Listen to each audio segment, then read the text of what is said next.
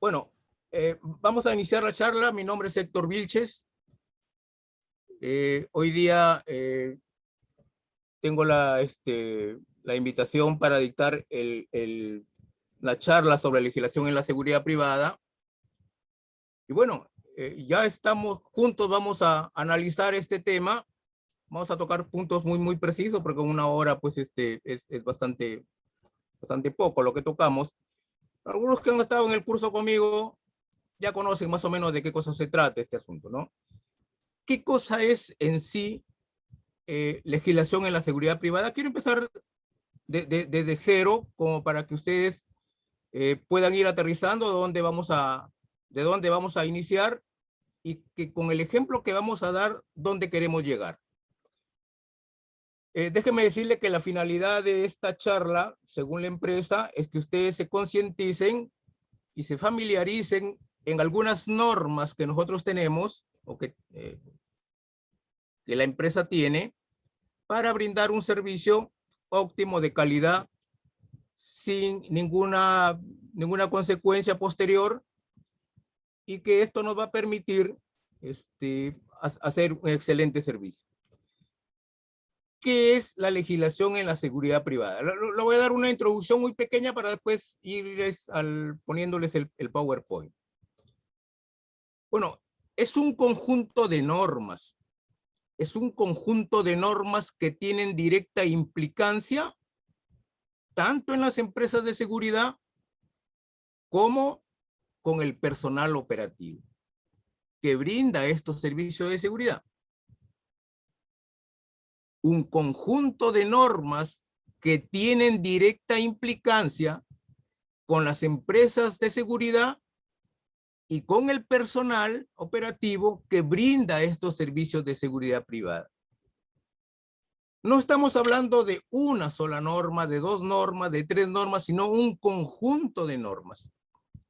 Lo vamos a ir detallando para saber las bases que tenemos, que nos va a proteger tanto a la empresa como al personal de las acciones que vamos a realizar en un determinado servicio. Esto, fíjese, antes de empezar con las columnas que tenemos como normas, como reglamentos, como cosas jurídicas que respaldan al hombre y a la empresa, debemos decirle alguna cosa bastante importante. Que cuando no hay el cumplimiento de estas normas, tenemos un ente regulador, que en este caso es el Ministerio del Interior, pero que a través de un órgano totalmente autónomo llamado SUCAME, nos fiscaliza, nos controla, nos supervisa y también nos sanciona. Entonces, ¿qué hacen cuando nosotros no cumplimos estas normas? Van a haber algunas sanciones. Por ejemplo, ¿qué? El que nos encuentren sin un carnet de identidad de SUCAME. Tengan en cuenta que esta actitud de no contar con un documento de identidad o un carnet de identidad de SUCAME, vamos a estar en la causal de que nos impongan una sanción, que nos impongan una multa. Tengan en cuenta que ninguna multa está referida a la persona. Ninguna multa. Todas las multas están puestas o impuestas a la empresa de seguridad. Lógicamente, que una vez que le llega este tipo de multas a la empresa, se va a iniciar las investigaciones adecuadas, correspondientes, y se va a determinar, por ejemplo, en el caso de Carné, por qué ese hombre está haciendo servicio sin el carnet de identidad de SUCAME. Y podemos tener, digamos, varias cosas como para determinar por qué no tenemos el carnet. Porque me olvidé, porque se me perdió, porque lo dejé en mi casa, porque metí a la lavadora y bueno, lo trituraron con todo. Mil cosas, mil pretextos podemos tener. Pero la norma importante, que ya vamos a decirles cuáles son esas normas, la norma importante indica que el único documento que autoriza al hombre de seguridad a ejercer un servicio de seguridad es el carnet de identidad de SUCAME. El carnet de identidad de SUCAME. Fíjese qué tan importante es este asunto. Solo el carnet de identidad de SUCAME, quien no lo tiene, está considerado como una falta grave. Como una falta grave. Y es causal para imponernos una sanción, dos tipos de sanciones. Dos tipos de sanciones. Una sanción del 5% de una UIT por estar laborando en una unidad sin tener el carnet de identidad de SUCAME. Y otra multa de 8% de una UIT por no supervisar que ese hombre está realizando un servicio sin contar con el carnet de identidad de SUCAME. Si hacemos una pequeña suma, no saquen su calculadora porque podemos sumarlo así nomás sin ningún problema, es 13% de una UIT por no contar con el carnet de identidad de SUCAME. Tengan en cuenta que la UIT está en este momento 4.400 soles. Si le sacamos el 13%, es una multa un poquito elevada, diría yo, ¿no? Un poquito elevada.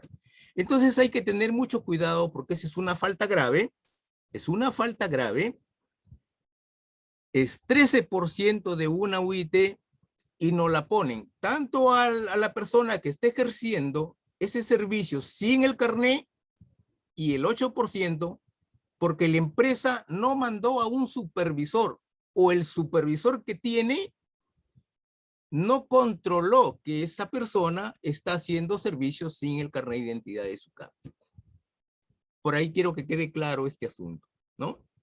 También, si nos encuentran haciendo un servicio sin la licencia de armas correspondiente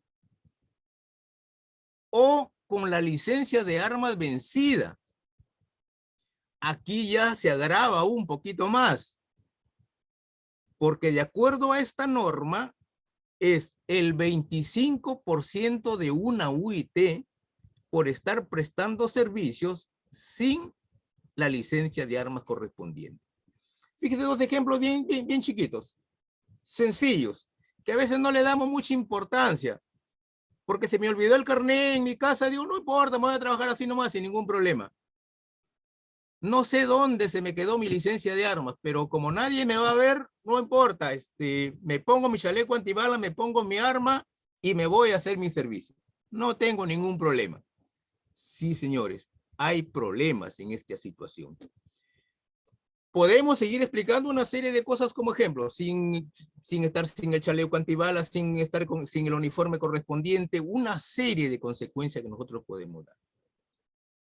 Caminar por la calle con el uniforme, si te has sacado tu chaleco antibalas y no lo quieres utilizar porque es un día sábado, un día domingo, las faltas están consideradas como faltas graves. Están consideradas como faltas graves. Y SUCAME les deja una notificación a ustedes y a nosotros nos envía un acta de inspección. Esa acta de inspección tenemos 5 días hábiles para subsanar esa observación. Y nosotros tenemos que indicar por qué ese señor estaba en ese puesto de servicio sin hacer uso de su carnet de identidad de SUCAME, o estaba sin un arma, o estaba con un arma pero con una tarjeta de propiedad que no le correspondía, o estaba con unas municiones que no corresponden de acuerdo a las normas específicas que ya tenemos. Bueno, ahora sí ya sabemos ¿Cuáles son estas multas? Que hay muchas más, ¿ah? Hay muchas más, enormes. Más o menos son entre promedio entre 26 y 35 sanciones por estos tipos. Pero solamente quiero indicarles lo más importante. ¿Cuáles son esas normas? El personal que trabaja en el servicio de seguridad privada, en cualquiera de sus modalidades, y las empresas de seguridad que realizan el servicio de seguridad privada, tienen 3 columnas importantes que son las normas más importantes para esta empresa. ¿Cuáles son esas? Una ley 28879, 28879, es una ley bastante antigua, de 2006, esta norma. En agosto del 2006 salió publicado la ley 28879, promulgada en ese entonces por el señor Alan García Pérez. Es como una historia que le estoy tratando. No traten de recordar las fechas ni quién lo promulgó, más o menos para que tengan un conocimiento de este asunto. Esta ley permite o garantiza que el hombre que vaya a realizar un servicio de seguridad en cualquiera de las modalidades que especifica esta ley 28879 tenga a la mano estos articulados que le permitan realizar un servicio sin ningún inconveniente. Tenemos un respaldo jurídico, tenemos un respaldo a través de una norma, porque esta 28879 conceptualiza las cosas que debemos realizar en el servicio. Conceptualiza. ¿Por qué conceptualiza? Porque va a decir qué cosa es servicio de vigilancia privada, qué es personal operativo, qué es el supervisor, qué es el jefe de grupo. Todo lo conceptualiza. Entonces está en esta ley bastante claro.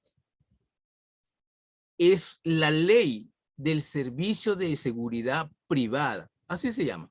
28879 es la ley del servicio de seguridad privada. Una ley no puede entrar en funcionamiento si no tiene a la mano un reglamento. Importantísimo un reglamento. Porque mientras la ley difunde o especifica qué es lo que se tiene que hacer, en el reglamento va a determinar cuáles son los procedimientos para llegar a ese fin. Por ejemplo, un ejemplito para que ustedes lo entiendan claro. Si en la ley dice que para trabajar en el servicio de vigilancia privada se debe contar con un carnet de identidad de SUCAME, en el decreto supremo, que es el reglamento, va a determinar qué es lo que tiene que hacer para contar con ese carnet. Seguir un curso de básico, seguir un curso de perfeccionamiento, cuántas horas son, que le den un certificado, que aparezcan sus notas. Todo eso aparece en el reglamento. Este reglamento, el decreto supremo 003-2011 también promulgado, mire, del 2011, 2011, IN también promulgado por el presidente, en ese entonces el señor Alan García Pérez, tiene muchísima importancia porque determina todo el procedimiento, todos los pasos adecuados para ejercer, vuelvo a repetir, un servicio óptimo en las instalaciones donde vamos a brindar el servicio. A ese reglamento, el Decreto Supremo 003-2011, el año pasado ha salido otro que se llama ampliación al reglamento, que es el Decreto Supremo 001-2020 IN. Y aquí determina las condiciones o los requisitos que debe tener un hombre, una persona que realice este servicio para tener un carnet de identidad de SUCAME. Mire la importancia que tiene este asunto. 28879, una ley fundamental que es el servicio, que es la ley del servicio de seguridad privada. Su reglamento, el decreto supremo 003/2011 y la ampliación del reglamento, que es el decreto supremo 001/2020 IN. Y aquí nos dice este reglamento, esta ampliación de reglamento, que recién del año 2020, del año pasado, nos dice, oye, si tú quieres renovar tu carné, ya no te lo voy a dar así nomás porque me mandas una declaración jurada y un FUD que lo firma el gerente. No, ya no. Con eso ya no te voy a dar simplemente el carnet. Quiero ahora que pases un examen de salud física y mental. Quiero que pases un examen de salud físico y mental para saber en qué situación estás. Cómo está tu estado anímico, cómo está tu estado de salud. Y por lo tanto, tienes que ir a dar un examen a una entidad de salud que esté inscrita a SUCAME. Apague su, bueno, que esté inscrita a SUCAME, no en cualquier sitio, ¿eh? No que tienes un amigo psicólogo, que tienes un amigo psiquiatra, no, eso no van a servir, no son útiles. Tienes que tomártelo en un sitio que esté inscrito a SUCAME, que nosotros SUCAME le hayamos dado la autorización a esta clínica, policlínico, hospital, en fin, para que tú puedas ir y tomarte un examen. Mire lo que dice la ampliación. Y segundo, que no tengas ningún antecedente penal, policial y judicial. Si lo tienes, olvídate de tu carnet, no te lo voy a renovar. ¿Hasta cuándo tú subsanes esa observación? Y entonces acá uno dice, como hoy día que me llamó una persona, me dice, señor, yo tengo a mí me pusieron una denuncia por receptación de un celular. Ah, bueno, ese es un problema. Ese es un problema que seguro que si no está archivado, va a ser un delito doloso porque tú sabías que ese celular ha sido robado, porque lo compraste en un sitio que sabes que ahí van esos artículos que son robados y que como consecuencia de esos robos de repente ha habido algunas cosas fatales. Entonces estamos hablando de un delito doloso. Entonces, por ahí quiero que tengan en cuenta esta situación. Ya tenemos algunos problemas. Ya tenemos algunos problemas de algunos agentes que ya están en esta situación, que no les van a renovar el carnet de identidad de SUCAME porque tienen algunos antecedentes, inclusive unos con ingreso al penal. O sea, que ya han estado en la cárcel, por ejemplo. Y otros, los más comunes, por decir, el 80% que tenemos de estos casos, es por omisión a la asistencia familiar. Juicio por alimentos. Juicio por alimentos lo tiene medio Perú. Pero omisión a la asistencia familiar, hay que ser un poquito cuidadoso con esta situación, ¿no? Podríamos explicarlo por qué, pero quiero solamente nombrarles este caso. Agresión física, agresión psicológica. Y le pregunto, ¿pero con quién te peleaste? Ah, bueno, simplemente le di una cachetada a mi esposa porque no quería hacerme tal o cual cosa. Me puso una denuncia, yo pensé que eso había quedado así. Bueno, ha pasado a la fiscalía y ahora ya estamos en un juicio.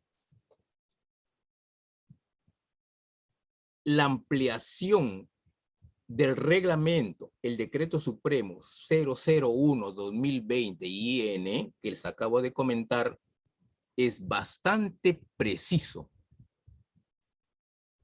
Quien tiene antecedentes penales, policiales o judiciales, no se les va a entregar un carnet de identidad de SUCAME.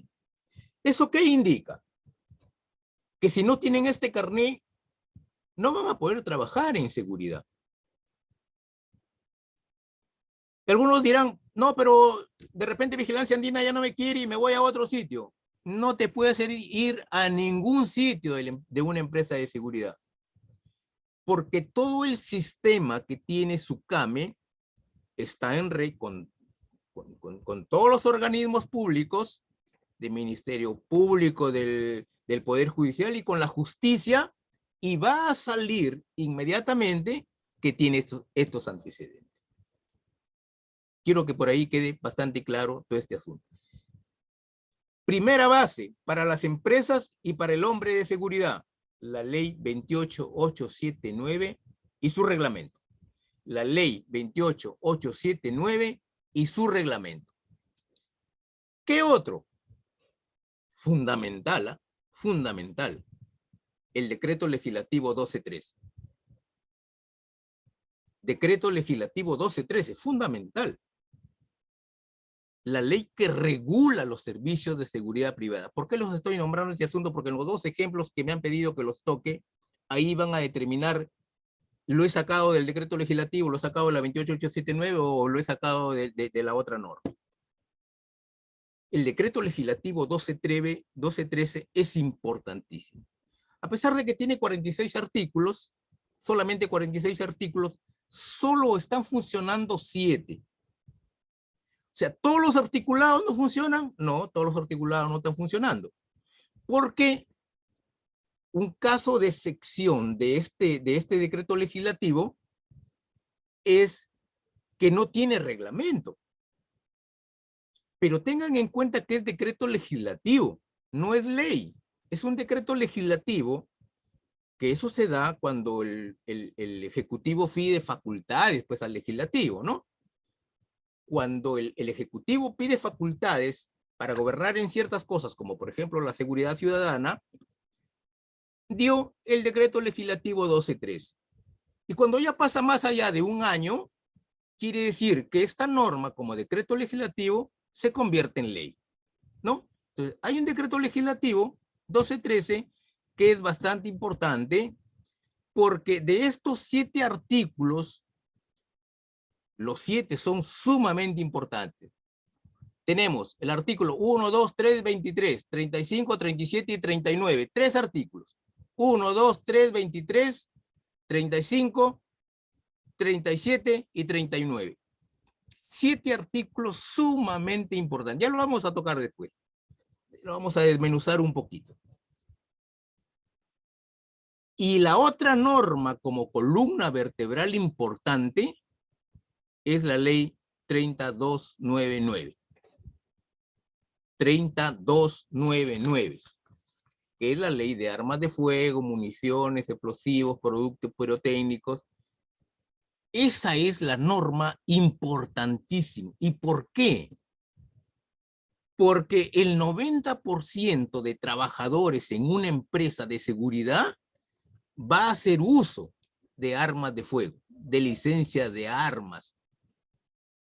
Esta ley le da una clasificación excelente a la licencia de armas. Excelente. Porque ahora sí se nota una organización adecuada en cuanto a que ha creado 6 tipos de licencia de armas. 6 tipos de licencia de armas. Y para nosotros, como empresa de seguridad, o para ustedes como personal operativo, tenemos la famosa licencia L4. La famosa licencia L4, que es para todo el personal de seguridad, para todo el personal de seguridad. Llámese vigilancia privada y llámese protección personal. lo que comúnmente lo llamamos resguardo, ¿no? Protección personal, y ellos son los importantes en este tipo de cosas. Fíjese, tres normas sumamente importantes. 28879, Decreto Legislativo 1213 y la Ley 30299. Lógicamente que esta 30299 tiene también su reglamento, ¿no? El Decreto Supremo 010-2017-IN. El Decreto Supremo 010-2017-IN. Sumamente importante, el que podríamos desmenuzarlo enormemente, pero que nos vamos a referir en este caso solo a los puntos que me han pedido que determine, que los queremos resaltar sin ningún inconveniente. Vamos a compartir en este momento una pantalla para que ustedes se den cuenta de qué es lo que estamos diciendo en base a esta introducción, que le vuelvo a repetir, lo queremos analizar con ustedes. Y quiero que ustedes se concienticen en realidad, se concienticen, se flexibilicen en las normas que estamos tocando. Porque esa es su protección, esa es su garantía del servicio que van a realizar.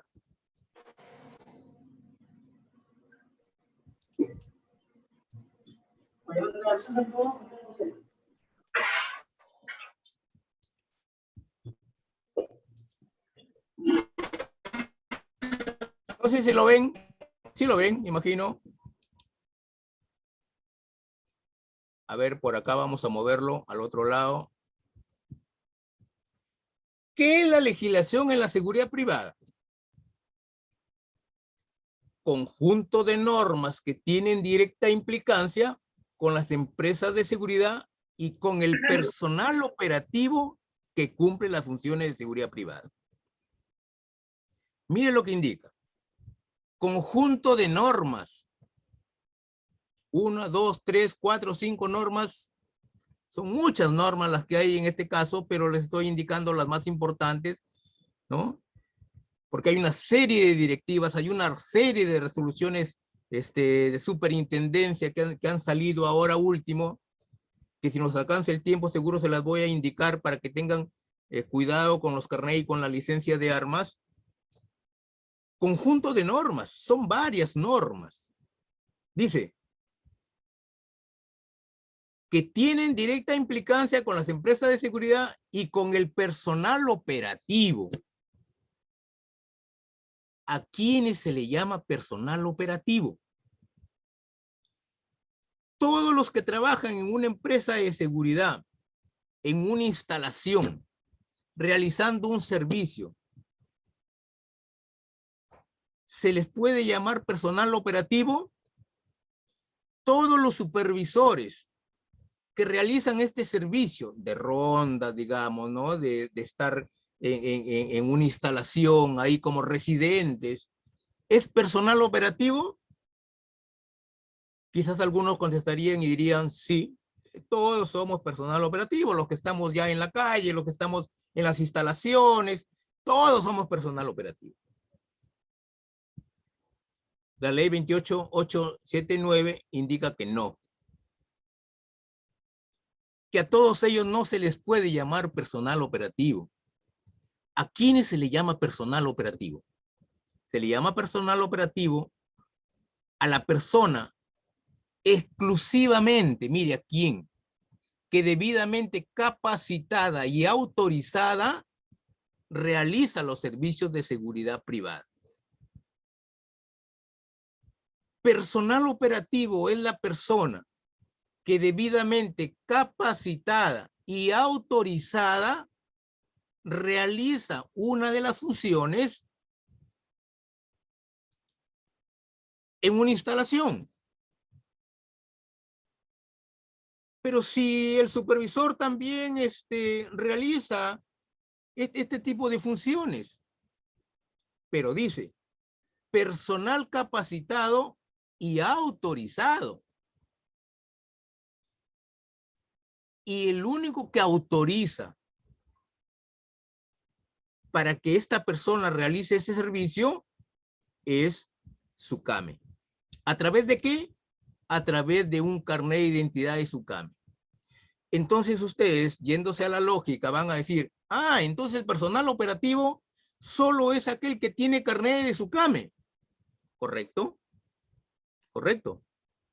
Solo aquella persona que tiene un carnet de identidad de SUCAME está considerado como personal operativo. Por eso es que esta legislación en la seguridad privada indica que es el conjunto de normas que tienen directa implicancia con las empresas de seguridad y con el personal operativo que cumple las funciones de seguridad privada. ¿Y qué pasa con los otros que trabajan en la empresa de seguridad, pero que no tienen autorización de SUCAME para trabajar? Ah, bueno, esa responsabilidad la asume la empresa de seguridad. La asume la empresa de seguridad. Quiere decir que de haber algún problema, de suscitarse algún problema, el único perjudicado en estas cosas va a ser la empresa de seguridad.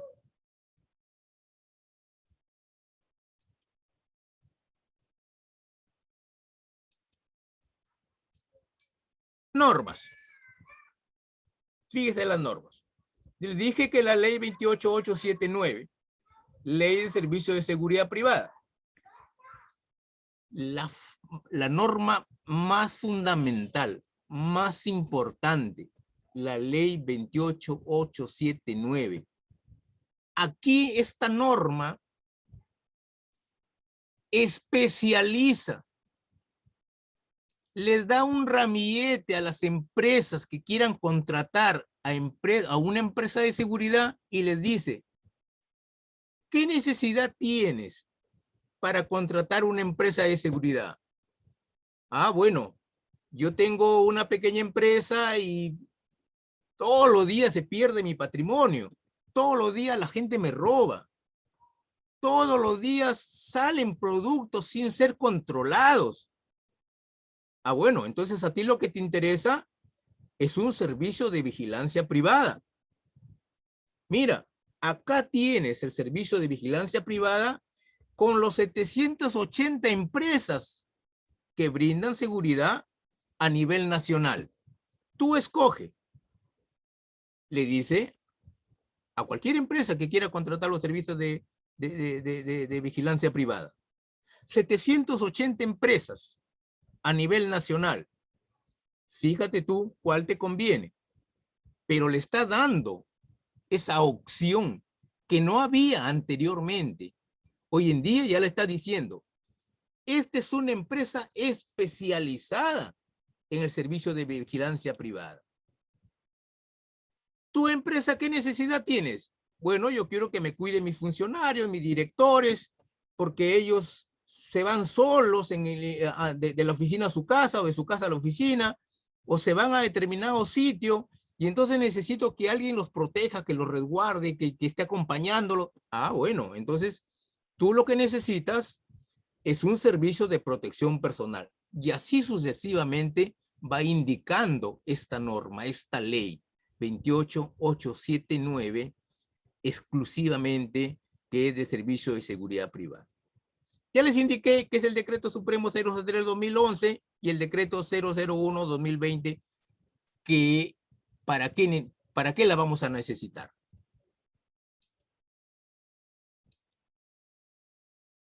El decreto legislativo 12.3, ley que regula el servicio de seguridad privada. Ley que regula el servicio de seguridad privada. Aquí vamos a encontrar un aspecto que es de mucha importancia. Yo lo considero que es de mucha importancia porque tiene 5 principios. Si bien es cierto que la mayoría de los decretos legislativos y la mayoría de los decretos supremos adaptan algunos principios para que las empresas o las personas se dediquen a esta situación, aquí los encontramos de una forma casi natural. Por ejemplo, el principio número 1, fundamental. principio de respeto a los derechos humanos. Principio de respeto a los derechos humanos. Esto indica que la persona que está en el servicio, realizando un servicio en una instalación, lo primero que tiene que saber es que este principio de respeto a los derechos humanos es fundamental. Porque, por ejemplo, aquí tiene que ver mucho el respeto, la educación, la cultura, el tono de voz, el que se sepa desempeñar y que se sepa desenvolver la capacitación. Todo eso entra en funcionamiento en el principio de respeto a los derechos humanos. Eso indica que a las personas, fíjese, como derecho fundamental, dice, toda persona tiene derecho a un nombre propio, por ejemplo, ¿no? A un nombre propio. Y entonces no lo podemos llamar a cualquier persona que ingrese a una instalación, sea funcionario, sea operario, sea lo que sea, digamos, de un proveedor, cualquiera de ellos, no le podemos poner un apodo, por ejemplo, ¿no? Oye, gordo, gordo. No le podemos decirle así, ¿no? Chica, señorita, hey. No podemos estar diciendo una cosa así en el servicio. Porque de antemano tenemos que tener en cuenta que los principios al respeto a los derechos humanos es importantísimo.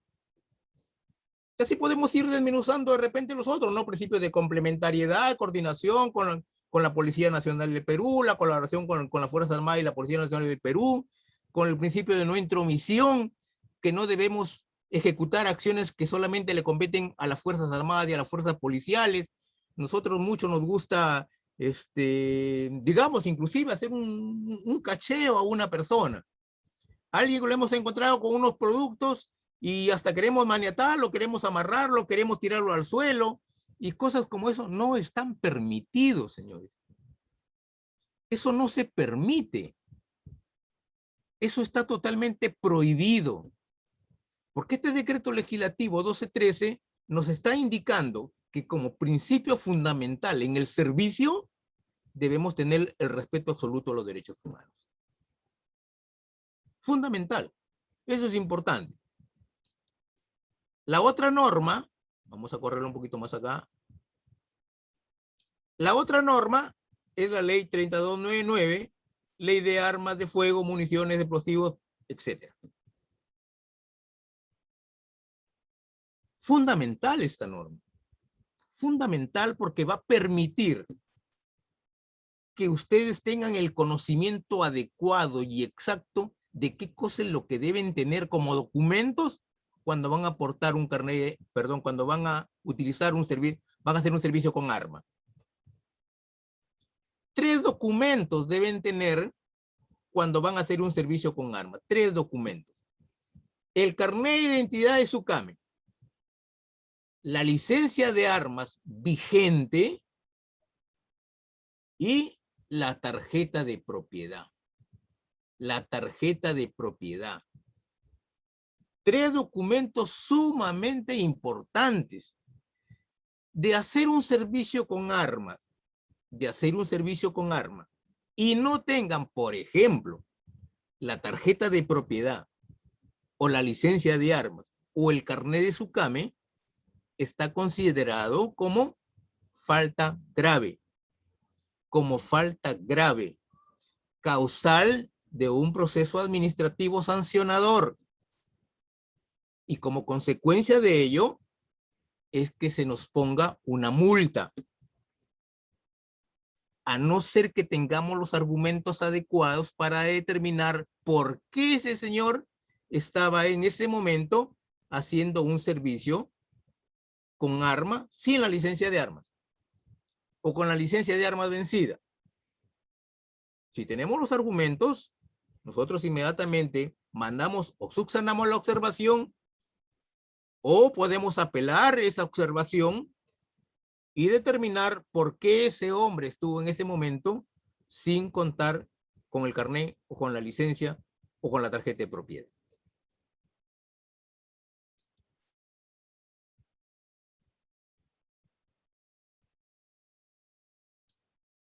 Exactamente me han pedido dos cosas importantes. Y lo vamos a tomar como una casuística. Porque esto determina algunos ejemplos que ya sucedieron y que nosotros vamos a prevenir en base a estos ejemplos para que no nos suceda a nosotros. Dice, uso de la fuerza en el servicio por parte del personal operativo. ¿Se puede hacer uso de la fuerza en el servicio por parte del personal operativo? Yo les digo tajantemente no. No hay una norma jurídica, no hay una norma legal que indique el uso de la fuerza por parte del personal de seguridad privada. No hay, no existe. Tanto la 28879 y su reglamento como el decreto legislativo 1213 no indica en qué momento podemos hacer uso de la fuerza.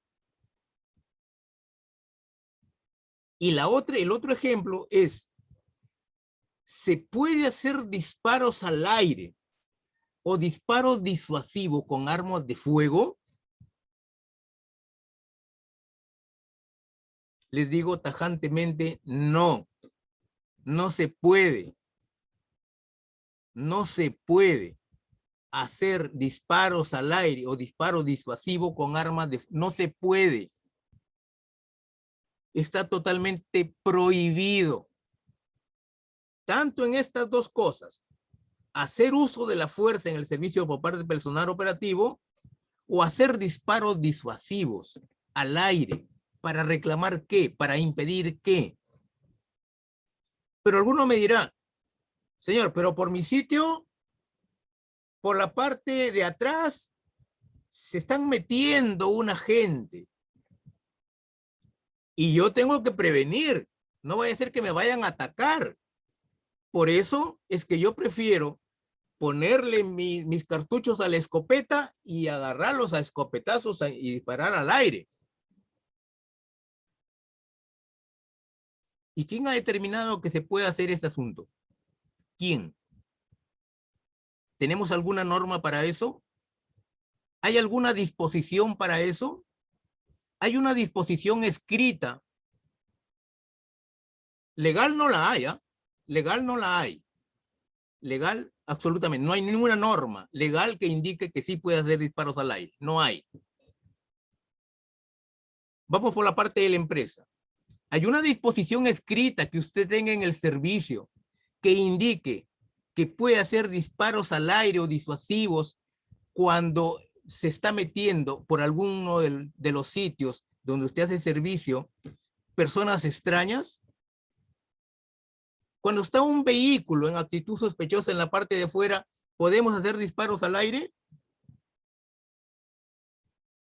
No. No se puede hacer una situación así como esa, señores. Tengan en cuenta que solo las normas legales garantizan lo que ustedes pueden estar realizando. Por lo tanto, estas actitudes de querer agarrarlo, digamos, le hago una llave a algo, me lo tumbo al suelo y le pongo el pie en la espalda o le pongo el pie en la cabeza porque se está robando algo, eso no nos corresponde. Eso no nos corresponde, no es para nosotros una situación así de esas. Hacer disparos al aire, menos. Y alguno me dirá con cierta justicia, entonces, ¿para qué tenemos armas de fuego? ¿Por qué me dan un arma de fuego si en algún momento que yo quisiera utilizarlo, como por ejemplo esto, no la voy a poder utilizar? A ver, que no haya una confusión. que no haya una confusión. Fíjese, nosotros tenemos una actitud, digamos, nuestra acción es preventiva simplemente. Preventiva. Disuasiva. No indica agarrarnos a balazos con alguien. No indica agarrarnos a pelear con alguien. Eso no está permitido. No podemos hacer una actitud así de ese tipo. Solo acciones preventivas. Lógicamente que la delincuencia va a aprovechar la situación que ve en ese momento y que usted de repente está bastante distraído. Oiga, una de las características importantes de la delincuencia es el factor sorpresa. Ellos están atentos, mirando, estudiando, analizando qué es lo que usted hace. Y tienen ese factor importante, el factor sorpresa, para en el momento que usted está viendo televisión en la noche, está leyendo un periódico, está con sus audífonos en los oídos, está haciendo cualquier otra cosa o adormitando de repente o durmiendo de repente, ese es el momento que van a querer ingresar. O de repente abre toda la puerta vehicular sin ninguna prevención de absolutamente nada. Ese es el momento que va a aprovechar la delincuencia para poder ingresar. ¿Qué? Y una vez que ya está adentro, ¿qué cosa es lo que puedo hacer? ¿Me agarro a balazos con la otra persona? Fíjate, nosotros tenemos acceso a la legítima defensa. Ya le voy a decir de qué es la legítima defensa. ¿Podemos hacer disparos disuasivos? No podemos hacer disparos disuasivos, señores. Eso quiero que quede bastante claro. Bastante claro.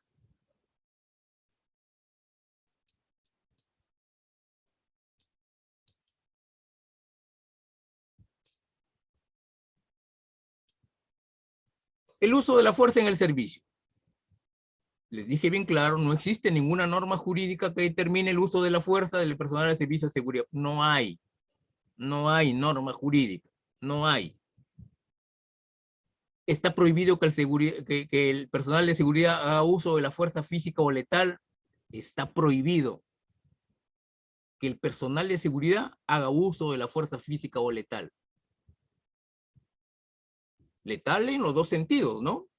Letal en los dos sentidos. Inclusive con armas que solo van a producir una detonación, un detonante, o con una munición de fuego, ¿no? Real, normal. Estamos prohibidos de realizar una situación así como esa.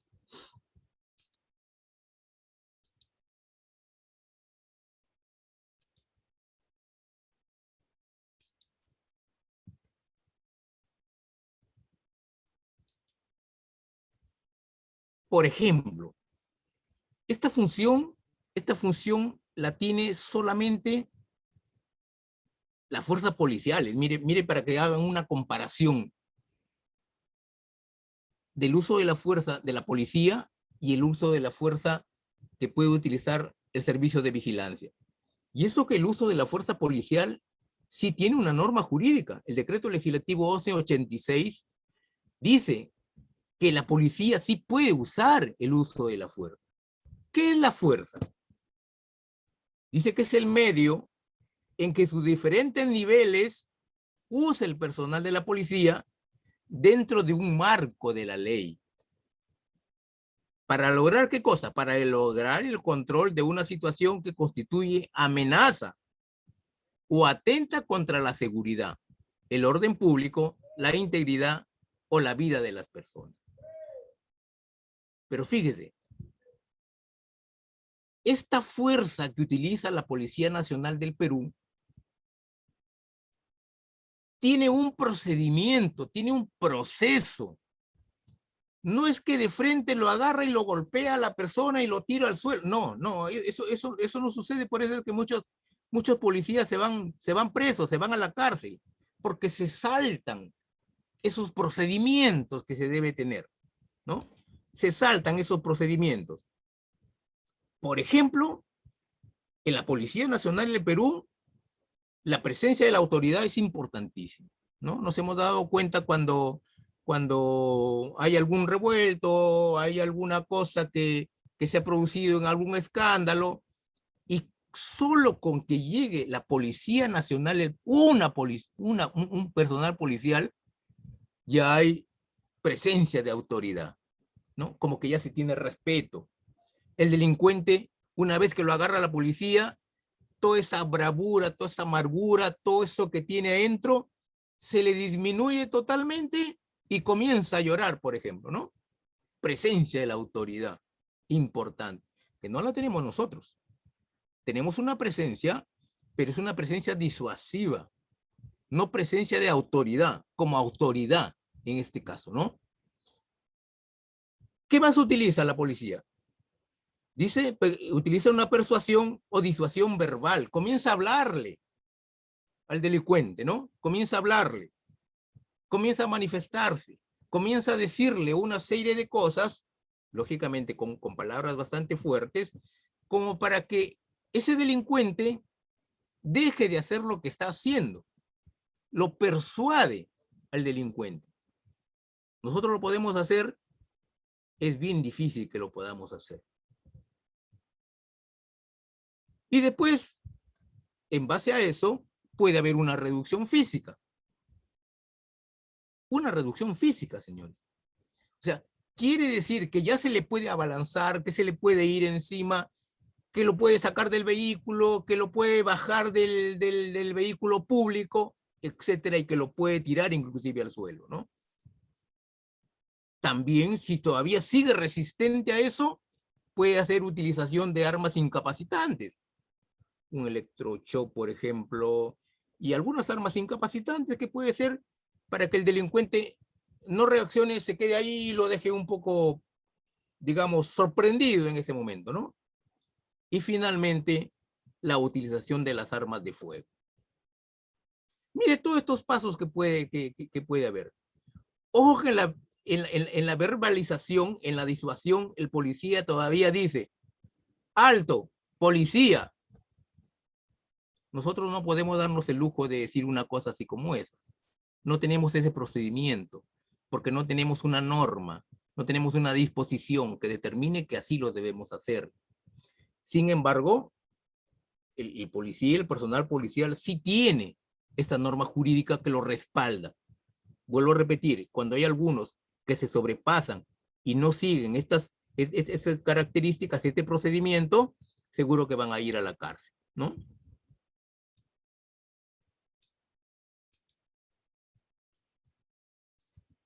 El artículo 2 de la Constitución Política del Perú, en numeral 23, indica, mire, el artículo 2 de la Constitución, el artículo 2 está referido a todos los derechos que tiene todas las personas, a todos los derechos, ¿ah? Sus 24 incisos que tiene el artículo 2, hay uno, por ejemplo, en el numeral 23, que dice, toda persona tiene derecho a la legítima defensa. O sea que si el delincuente se metió a mi instalación y me sorprendió y me quiere atacar con un arma, con un cuchillo, o con una cadena, con un palo, con un fierro, con lo que sea, ¿tengo la oportunidad de defenderme? Sí. La Constitución Política, en el artículo 2, en el numeral 23, dice que todos tenemos el derecho a la legítima defensa. Pero esta legítima defensa tiene que cumplir con ciertas características. Si hay una de esas características que no se adecúa a lo que nosotros hemos venido haciendo, no hay legítima defensa. No hay legítima defensa. Si me sorprendieron se metieron a la instalación. A mí me metieron un manazo en la cara y me tumbaron al suelo. Y como consecuencia de eso, el delincuente se corrió hacia la zona donde tiene que sacar los productos para robarlos. Yo en ese momento no tengo mi arma de fuego. Lo dejé en el cajón del escritorio de la garita. Voy corriendo a la garita, saco el arma, la rastrillo y lo voy siguiendo al delincuente. ¿Eso será legítima defensa?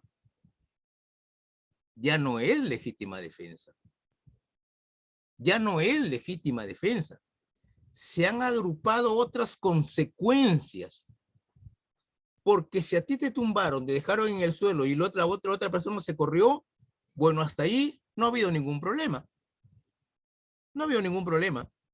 Pero si tú vas en busca de tu arma, la sacas y comienzas a seguirlo y después de eso lo disparas, ya no estamos en legítima defensa, señores. Dice, estas características de la legítima defensa, tiene que haber una agresión ilegítima. La agresión tiene que ser ilegítima. O sea, ¿que hay agresiones legítimas? Sí, por supuesto, hay agresiones legítimas. Pero aquí se trata de una agresión ilegítima. Tú pasabas por el parque, ibas con tu señora, caminando, y de repente sientes que te dan un manazo en la cabeza. Te dan con un palo en el cuerpo, en la espalda. Esa es una agresión ilegítima.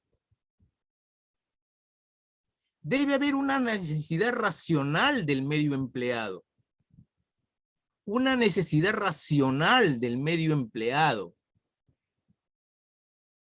Antes decía, si el delincuente entraba con un cuchillo y yo tenía mi arma, ¿podría dispararle? No, no podía dispararle, porque no había una actitud o una acción racional de los artefactos que se iban a utilizar. Hoy en día no, el Código Penal ya lo dice bastante claro. Debe haber una necesidad racional de medio empleado. Basta que tú como persona tengas esa agresión directamente a tu persona. No importa que el otro venga con un arma y tú agarres un fierro y se lo tires a la persona y como consecuencia de eso lo mataste. Bueno, no hay ningún problema, porque tú estás defendiéndote en ese momento. Y falta de provocación suficiente es la otra característica sumamente importante, señores. Falta de provocación suficiente. Porque de lo contrario, estaríamos determinando que si ya lo tengo controlado a la persona y él me sigue hablando, me sigue insultando, me sigue diciendo una serie de improperios, pero yo lo tengo controlado y a pesar de eso le meto un balazo en el cuerpo, quiere decir que esa provocación no ha sido suficiente como para hacerle un disparo, como para poder dispararle. Entonces, mire las características que dice la legítima defensa. Sumamente importantes, porque de lo contrario estaríamos infringiendo esta norma importante que tenemos en la legítima defensa.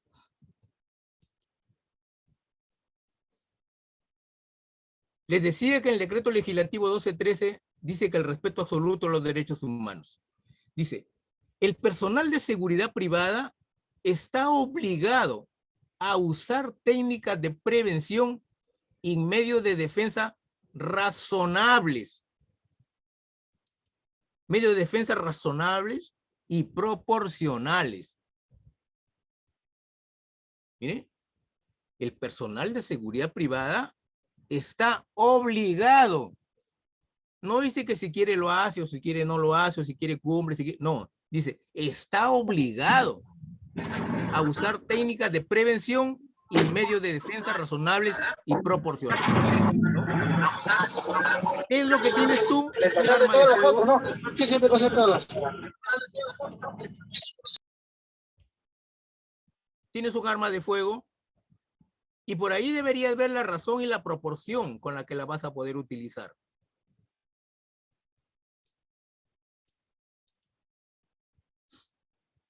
El artículo 66 del reglamento de la ley 28879 dice: la prestación de servicios de seguridad privada no faculta al personal operativo asumir carácter de autoridad, debiendo ceñirse a sus funciones exclusivas de seguridad privada. Nosotros no somos autoridad, señores. Debemos dedicarnos exclusivamente a la función que nos indica la ley 28879 en cuanto al servicio de vigilancia privada, que son 3 exclusivamente, nada más, ¿no? Nada más. No carácter de autoridad pública. Y debemos ceñirnos exclusivamente a lo que nos indica la función del servicio de seguridad. A nada más. El artículo 24 de la ley 28879, el literal C, dice: las empresas especializadas que prestan servicios de seguridad privada están sujetas a las siguientes prohibiciones: desempeñar funciones que competen a las Fuerzas Armadas y o las fuerzas policiales. El uso de la fuerza, señores, lo debe desempeñar exclusivamente las Fuerzas Armadas y las fuerzas policiales. Los disparos disuasivos y todo su procedimiento le corresponde a las Fuerzas Armadas y a las fuerzas policiales, no a nosotros como personal de seguridad. No nos corresponde.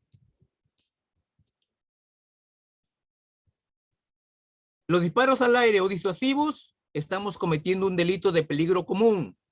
Un delito de peligro común. El artículo 273 del Código Penal indica que crea un peligro común a las personas o a los bienes mediante incendio, explosivos o liberando cualquier clase de energía. Liberando cualquier clase de energía es el disparo de armas. Será reprimido con pena privativa de la libertad no menor de 3 ni mayor de 6 años. No menor de 3 ni mayor de 6 años. Mire lo que podemos ocasionar. Aquel que realiza este delito de peligro común haciendo disparos al aire está considerado como un delito de peligro común. Y podemos ir a la cárcel entre 3 y 6 años. Así que hay que tener mucho cuidado con esa situación. Y el artículo 37, ya para terminar, el artículo 37 del reglamento de la ley 3299, en el numeral 30.7, para que más o menos ustedes respiren un poquito, dice: solo la empresa de seguridad puede ser propietaria del arma de fuego y es responsable por las infracciones en que incurre el personal de seguridad privada durante la jornada laboral. ¿Quién es el responsable de la actitud que usted pueda determinar en el servicio en base a una negligencia, en base a un desconocimiento o en base a una actitud que por condición de salud mental nosotros no lo llevamos a hacer un disparo o el uso de la fuerza? ¿Quién? La empresa, señores. La empresa de seguridad privada es la responsable por las infracciones en que incurre el personal de seguridad privada durante la jornada laboral. Entonces, señores, hay que tener mucho cuidado, hay que ser consecuentes con las cosas que hacemos. Yo siempre les digo que tomar las actitudes de precaución es lo más importante en el servicio, señores. Es lo más importante. Que en algún momento se pueden ingresar personal o delincuentes a su instalación, la probabilidad es bastante alta. Sí pueden ingresar. Pero que nosotros estando en una actitud netamente preventiva y disuasiva, siempre atentos en el servicio, no nos va a pasar absolutamente nada, señores. No nos va a pasar absolutamente nada. Eso es lo que quiero que tengan en cuenta. ¿Ok? Hasta acá, señores, he querido resumir enormemente lo que más o menos nos indican estas tres normas, que son la garantía que ustedes y la empresa de seguridad van a tener para realizar un servicio sin ningún problema. ¿Ok?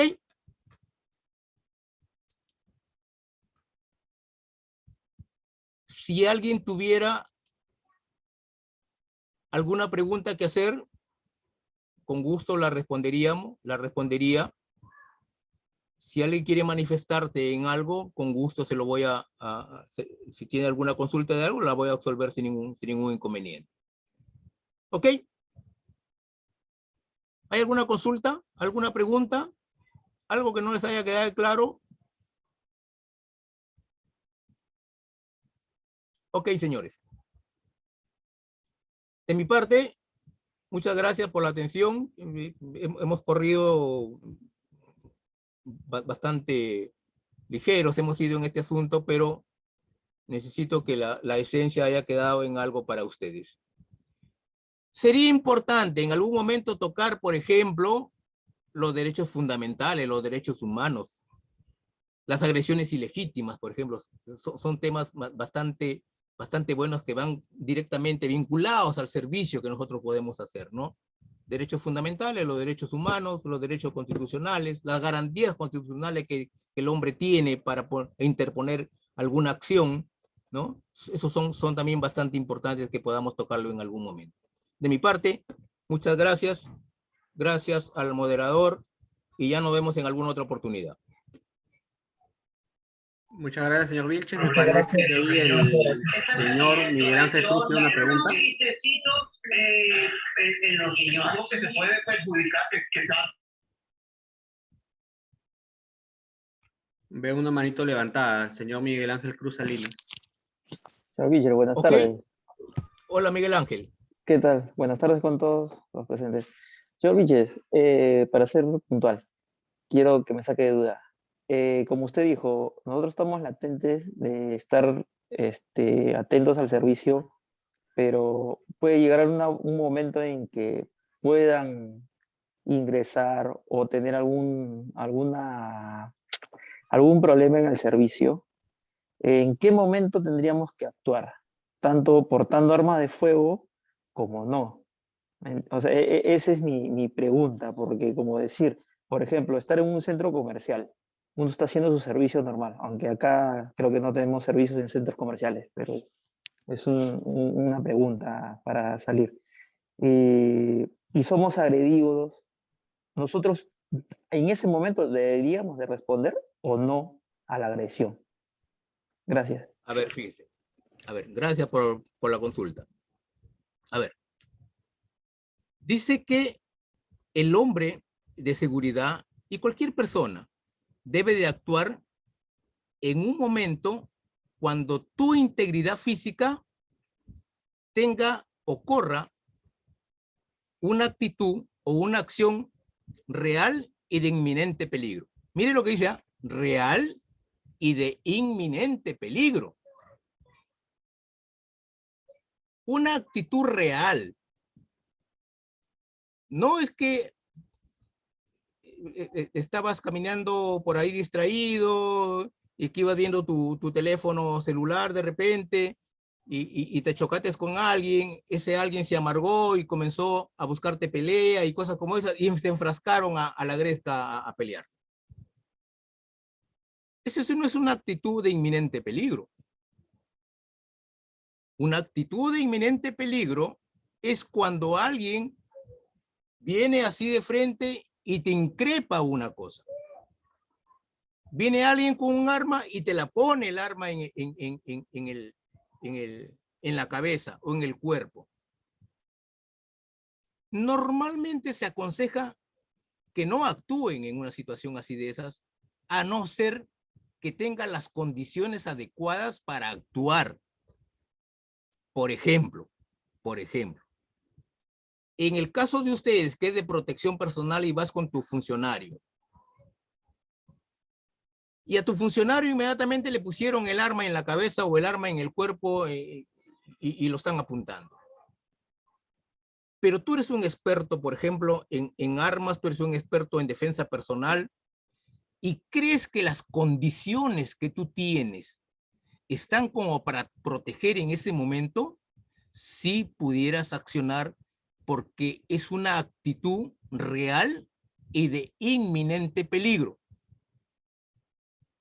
Solo en esos casos podemos actuar.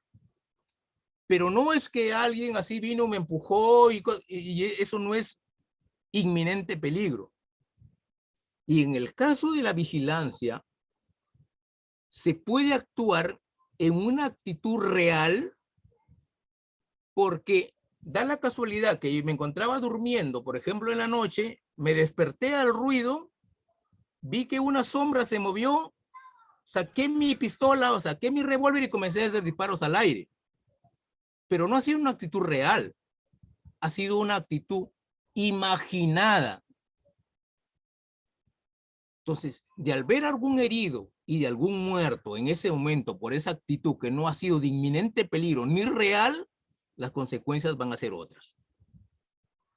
Solo podemos actuar y protegernos en una actitud real y de inminente peligro. Nada más. Así lo determina el Código Penal, por supuesto, ¿no? Así lo determina.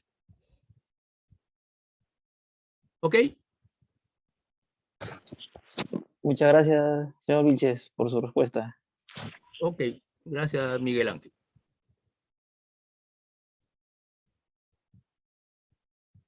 ¿Alguien más?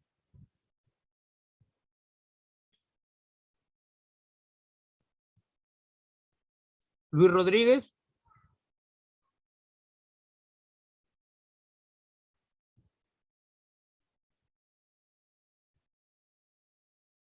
Hola Luis, Luis Rodríguez, te escucho. Puedes desactivar tu audio.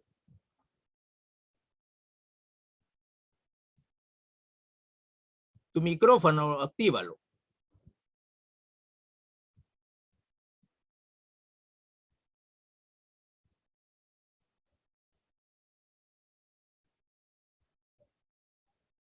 Luis Rodríguez, activa tu micrófono.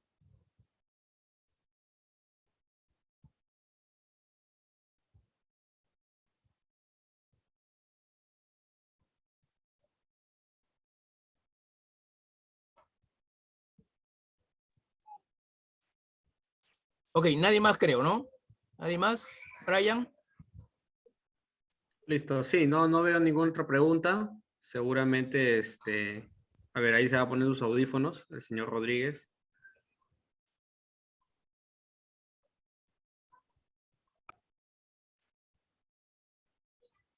Ya, bajo su cámara. Bueno, creo que no hay ninguna otra duda, señor. Muchas gracias a todos por su participación. Ah, ahí hay una mano levantada. Hugo Ernesto Alcalá Flores, me parece. A ver. Buenas tardes. Hugo. Hola, Hugo. Te quisiera una pregunta. Digamos que yo estoy en mi puesto de trabajo y por X motivo hay un personal que ha ingresado, ha vulnerado la seguridad. Y cuando uno se le menciona que se retire del área porque es propiedad privada y él en este momento, en su momento de cólera que no quiere, insiste seguir en el puesto, te saca una chaveta o algo, ¿qué hacer en ese momento? Ok, gracias. Bueno, ahí tienes tus POV, ¿no? Y en esos POV deben estar determinadas las acciones que deben realizar para estos casos. Pero, porque como les digo, las disposiciones tienen que ser bastante claras y escritas para tomar una actitud así como estas, ¿no? Pero vamos a suponer que en este momento no las tienes o que por ahí se te refundieron y no te acuerdas dónde las dejaste y por lo tanto no te acuerdas cuál es el procedimiento que se tiene que hacer. Pero acá, a no ser que estés trabajando solo, solito como vigilante, no tienes ningún compañero, no tienes absolutamente a nadie, no podríamos hacer uso de las fuerzas de apoyo, las fuerzas policiales, pero lo ideal sería llamar a la Policía Nacional del Perú, comunicar inmediatamente al centro de control, ¿no? Son actitudes que ya los tienen en un POV. Y por lo tanto, ustedes deben tener los teléfonos de la comisaría, del hospital, de todas los puestos de ayuda, porque esto va a ser importante, ¿no? Yo creo que debes refrescarte un poquito más en tus acciones de tu POV, para que te determines con exactitud qué es lo que tienen que realizar cuando hay una persona de esa actitud, sobre todo, ¿no? Que no debía ser, ¿ah? Que no debía ser. De repente pasó una persona que no es un delincuente, según lo que tú me comentas, no es un delincuente. Ha pasado una persona en actitud, de repente mareado, de repente un poco déspota. Y con toda esa clase de gente también tenemos que tratar de decirles de la mejor forma que desaloje, por ejemplo, o que se siente en determinado sitio, para que en ese momento esa persona no se enfurezca más, ¿no? Sino tratar de apaciguarlo en este caso, ¿no? Yo creo que esa podría ser la actitud que podemos tener con otra persona que realizan acciones como estas, ¿no?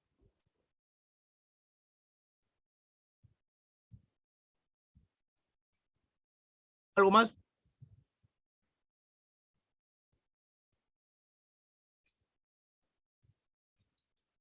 Ayer me llegó como conocimiento, ayer me llegó una jurisprudencia, son casaciones que da el Tribunal Constitucional, donde indica, a mí me ha dejado un poquito sorprendido, ¿ah? Una casación, tener un arma con licencia vencida sí constituye tenencia ilegal de arma. Tener arma con licencia vencida sí constituye tenencia ilegal de arma. Y tenencia ilegal de arma es prisión, es irse a la cárcel. Así que hay que tener un poquito de cuidado con esas cosas, ¿eh?